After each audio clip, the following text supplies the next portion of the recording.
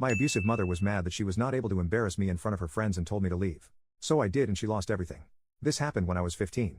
My mom was, let's be real, she probably still is, a mentally, emotionally, and physically abusive narcissist.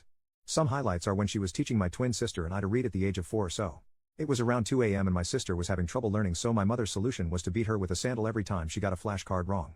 Same thing happened when my mother had me transcribe an essay she had written to my handwriting when I was 7. Every time I started a letter from the wrong position, like starting a capital M from the bottom line, she would beat me with one of her Birkenstocks. This too happened later at night, so when I got too delirious for the exhaustion and pain, she would drag me by the neck and literally throw me into a cold shower to wake me up so we could more easily continue the waking nightmare. When I was 13, I told her to wanted to live with my dad. They were divorced, and she told me she didn't care what I did after I turned 18. I later figured out that this was because the child support stopped at age 18. Fast forward to age 15. Our relationship was understandably strained.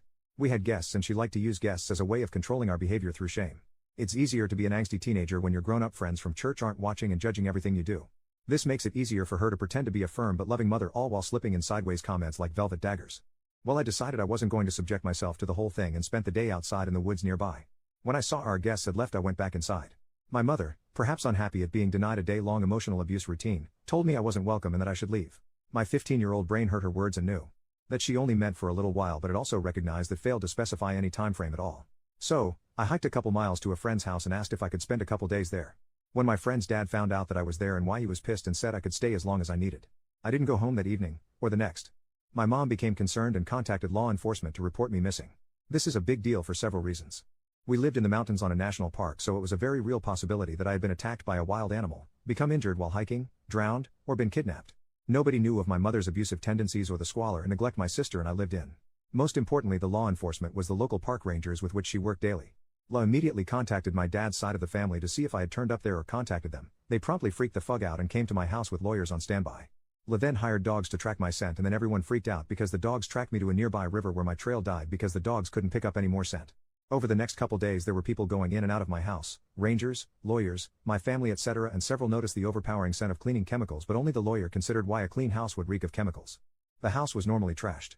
My mother kept an untrained dog and the carpet was soaked with dog feces and urine.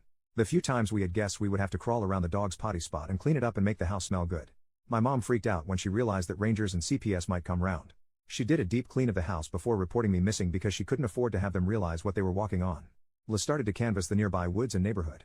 My friend's dad came to me and asked if there was somewhere else I could stay. He told me that he wouldn't kick me out and didn't want to have to lie to the police or let the dogs on his property.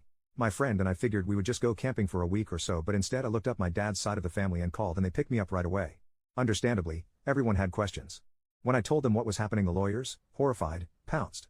A judge issued an emergency change of custody and prevented her from gaining custody until she underwent a psychovalent therapy, which my mother would never allow. The rangers, equally horrified, completely shunned my mother and she eventually lost her job. Since she was only allowed to live on the park because she worked there, she was kicked out of her house. My friend's father and the trackers were members of the local community and churches, and they too shunned my mother. She lost her job, her house, her church, and her friends, all because she told me to leave and I did. Judge finally awarded custody of us kids to my dad, so she lost her child support payments too.